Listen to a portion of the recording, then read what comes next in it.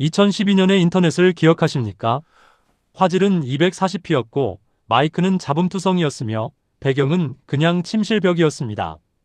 그 흐릿한 화면 속에서 한 외국 청년이 이어폰을 꽂고 눈을 동그랗게 뜨며 소리를 질렀습니다. 오 마이 갓! 이게 뭐야? 그 영상의 제목은 단순했습니다. K-팝 리액션. 클릭수는 하루 만에 수십만을 넘었습니다. 전 세계가 아직 K-팝이라는 단어조차 모르던 시절의 이야기입니다. 이 이야기의 도화선은 화려한 공연장이 아니라 초라한 침실에서 시작됐습니다. 댓글창은 영어, 스페인어, 포르투갈어, 일본어로 뒤섞였고 그 혼돈 속에 한국어 댓글도 조심스럽게 끼어들었습니다. 외국인이 우리 노래 좋아한다. 그게 시작이었습니다. 당시에는 아무도 몰랐습니다. 그 침실 영상 하나가 이후 10여 년에 걸쳐 전 세계 문화 소비 방식을 바꾸는 도화선이 될 것이라는 것을. K-팝이라는 단어가 전 세계 사전에 오르기도 전에 유튜브 침실 영상은 이미 세계를 조용히 바꾸고 있었습니다.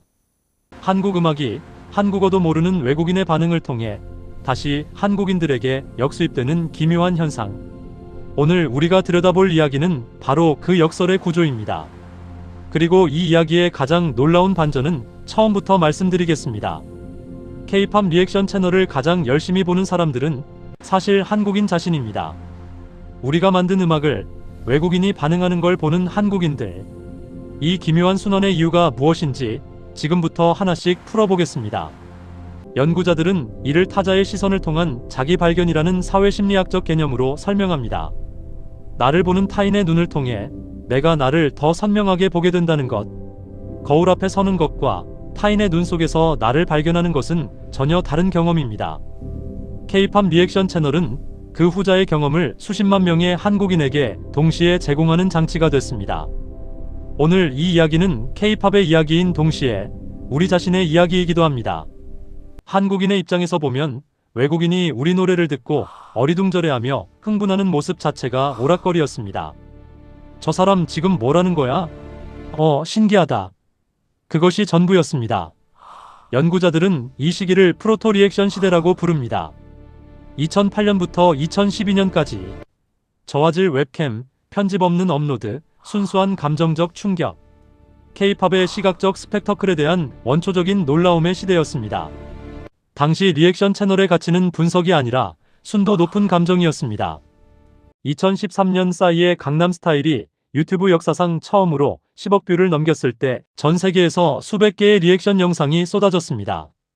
말춤을 따라 추는 미국 고등학생, 화면을 보다가 눈물 훔치는 중년의 브라질 남성, 이어폰을 낀 채로 고개를 흔드는 독일 할머니.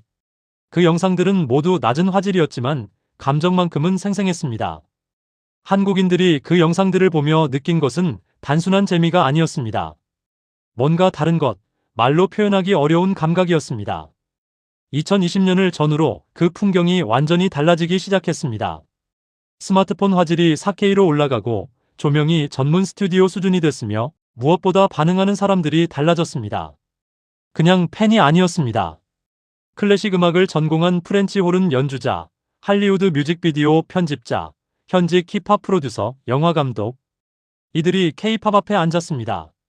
시장이 포화 상태가 되자 살아남은 채널들은 아무도 못하는 것을 찾아야 했습니다. 잠깐, 이 코드 진행. 재즈 화성학 아닌가요? 단순한 반응 영상이 전문 분석 다큐멘터리로 진화한 순간이었습니다. 연구자들은 이것을 현지화 시대의 도래라고 명명합니다. 단순히 놀라는 단계를 넘어서 분석하고 해석하고 설명하는 단계. 놀라움에서 이해로, 구경에서 공부로. 그 변화가 K-팝 리액션 채널을 하나의 문화 현상으로 만들었습니다. 동일한 리액션 영상들이 범람하는 시장에서 살아남은 채널들이 선택한 전략은 단 하나, 아무도 할 수 없는 분석이었습니다. 숫자를 먼저 짚어보겠습니다. 2025년 기준 K-팝 시장의 규모는 약 91억 달러, 한화로 약 13조 원에 달합니다. 같은 해 K-팝 앨범 수출액은 사상 처음으로 3억 달러를 돌파했습니다.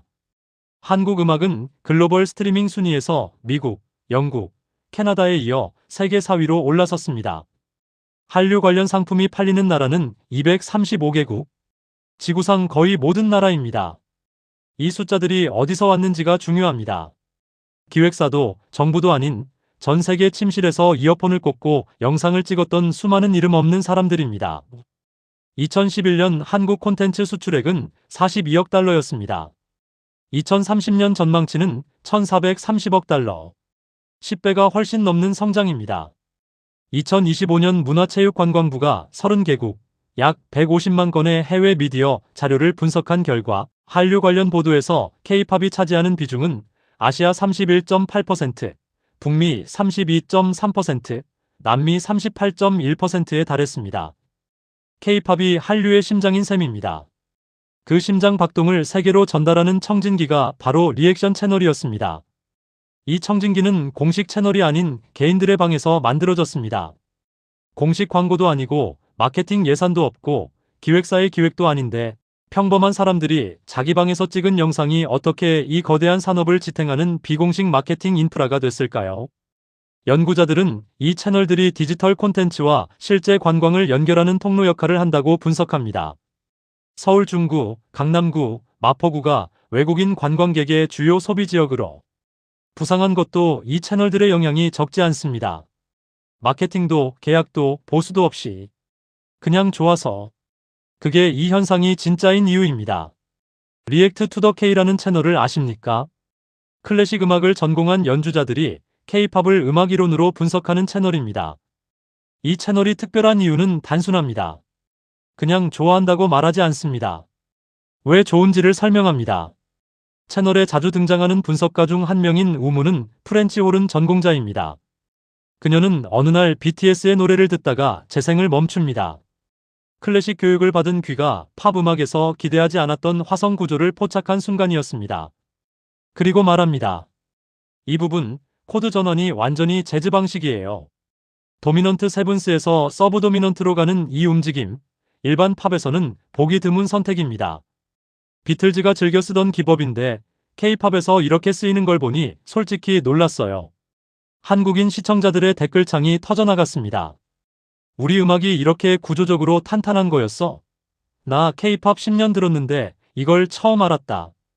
이 채널은 K-팝을 단순한 아이돌 음악이 아니라 정교한 작곡의 결과물로 격상시키는 역할을 했습니다. 이 채널이 한국인들에게 사랑받는 이유가 있습니다. 모든 노래를 찬양하는 가짜 반응과 달리 이들은 마음에 들지 않는 편곡은 확실하게 비판합니다. 바로 그 진정성이 한국 시청자들에게 이 채널의 칭찬을 더욱 값지게 만드는 것입니다. 유사한 채널인 스카이라인 리액츠에서는 음악 프로듀서 브렌단과 스테이븐 듀오가 K-팝 비트의 기술적 구조를 뜯어봅니다. 보컬 레이어링, 사이드 체인 압축, 리버브 설계까지. 평균 청취자가 그냥 지나쳤을 디테일들이 비로소 언어를 얻는 순간입니다. 이 프로덕션 퀄리티, 웬만한 LA 스튜디오 작업물과 비교해도 밀리지 않아요. 또 다른 채널 녹스힐은 K-팝 랩 라인의 가사와 라임 구조를 미국 힙합의 언어로 분해합니다. 이 라임 스킴, 단순히 운율 맞추기가 아니에요. 리듬의 완급을 조절하는 기술적 장치입니다.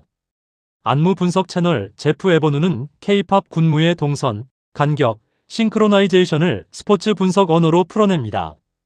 클래식, 프로덕션, 힙합, 안무 분야의 수만큼 다른 언어로 K-팝이 해부됩니다. 이번엔 조던 오름이라는 인물을 만나보겠습니다. 할리우드에서 뮤직비디오를 편집하는 현직 영상 편집자입니다. 그가 ITZY의 로코 뮤직비디오를 분석하는 영상은 K-팝 커뮤니티에서 큰 화제가 됐습니다. 그는 재생을 멈추고 프레임 단위로 편집 기법을 짚어나갑니다. 이 컷 전환 보십시오. 박자의 강박에서 정확하게 끊어냅니다. 그냥 예쁜 게 아니에요. 리듬과 영상이 완벽하게 봉합된 겁니다. 할리우드에서도 이 수준의 정밀도로 편집하는 팀이 몇 안 됩니다. 학술 연구도 이를 뒷받침합니다. 조던 오름의 로코 분석을 다룬 언어학 논문은 이 영상에서 가장 많이 쓰인 언표 행위가 찬사적 표현이었음을 밝혔습니다.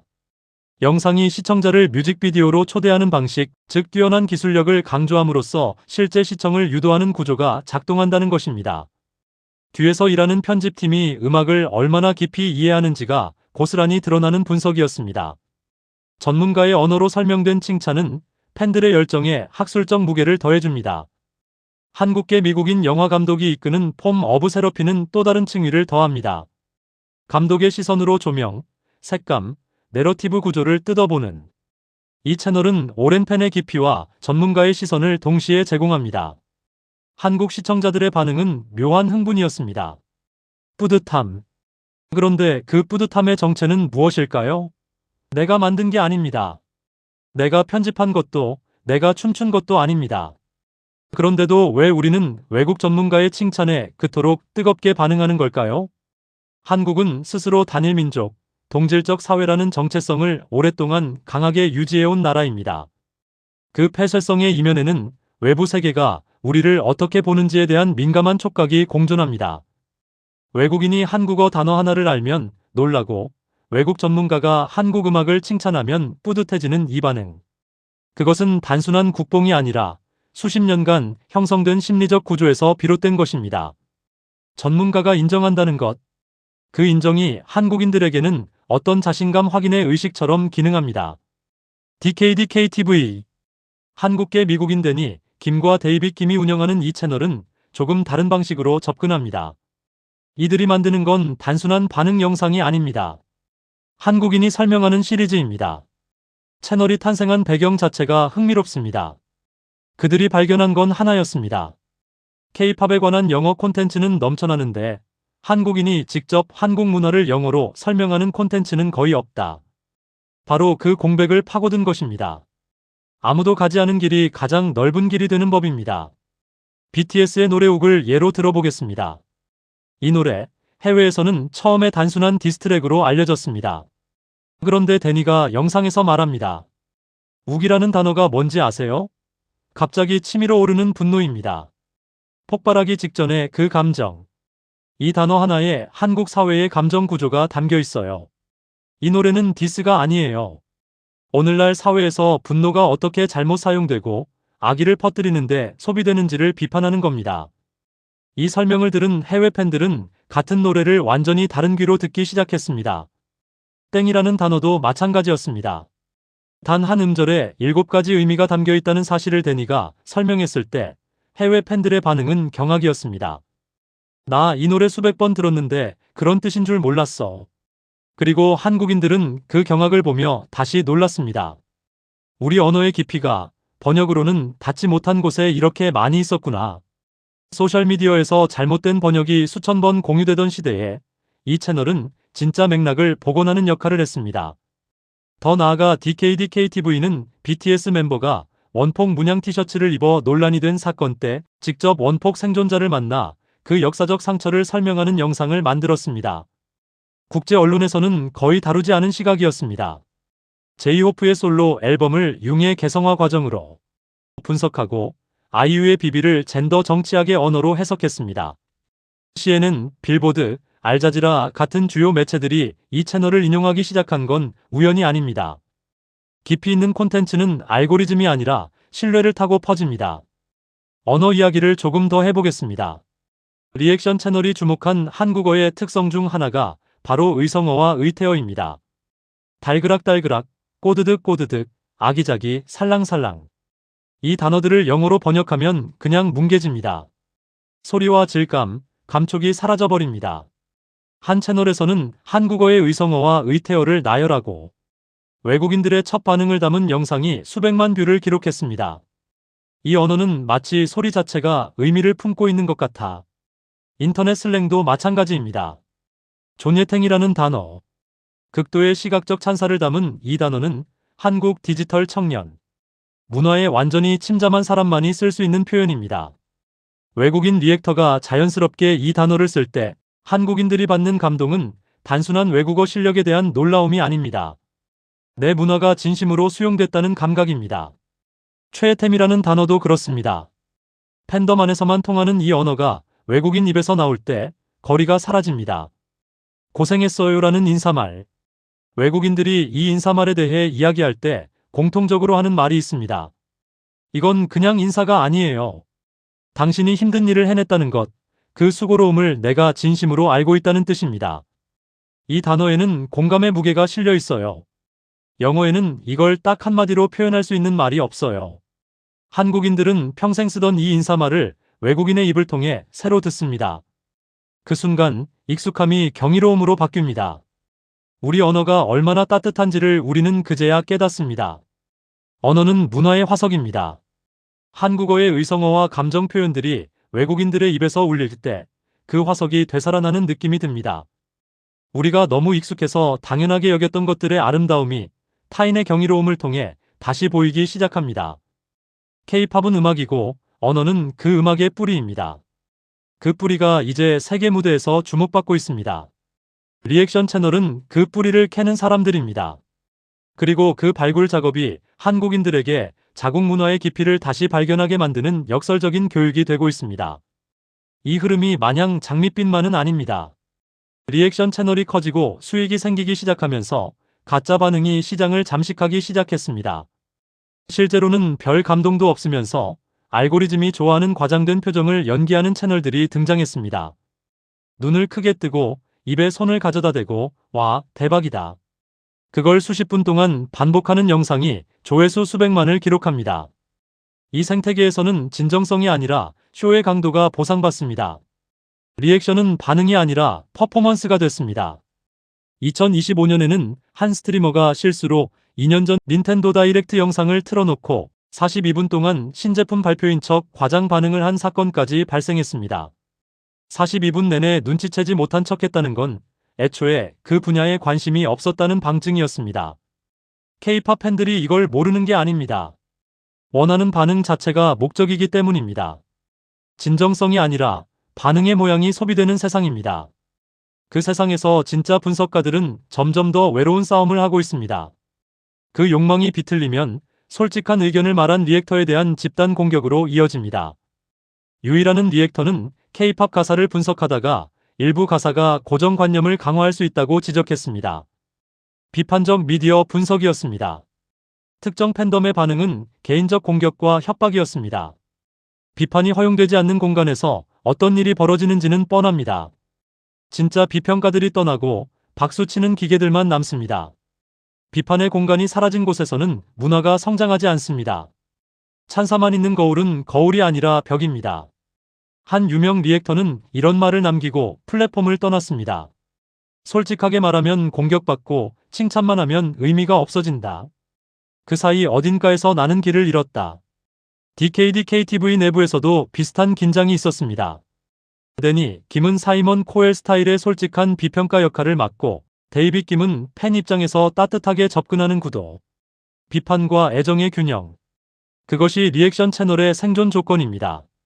그리고 사실 그것은 모든 문화 비평의 생존 조건이기도 합니다. 애정 없는 비판은 공격이 되고 비판 없는 애정은 맹목이 됩니다. 또 다른 그림자도 있습니다.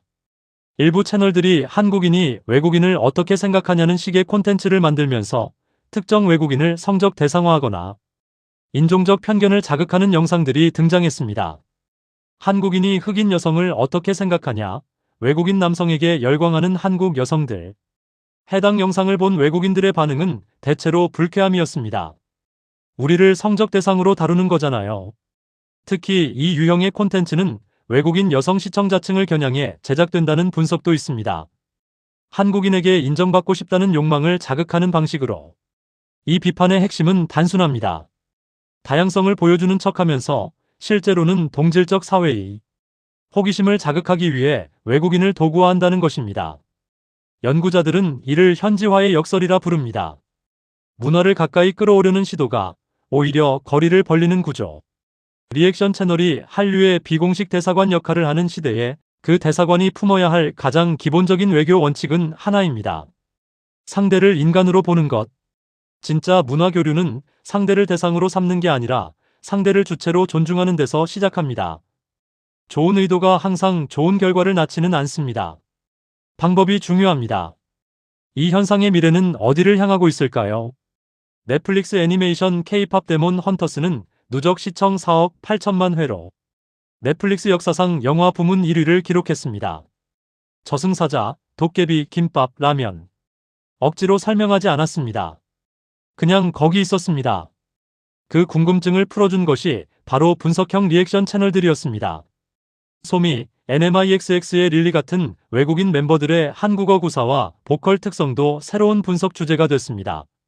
질문이 콘텐츠를 만들고 콘텐츠가 더 많은 질문을 만드는 순환. 2026년 현재 리액션 채널은 단순한 유튜브 장르가 아닙니다. 그것은 문화 외교의 최전선이며 그 외교가 지속되는 한 한류는 유행이 아니라 문화 생태계로 세계에 뿌리내릴 것입니다.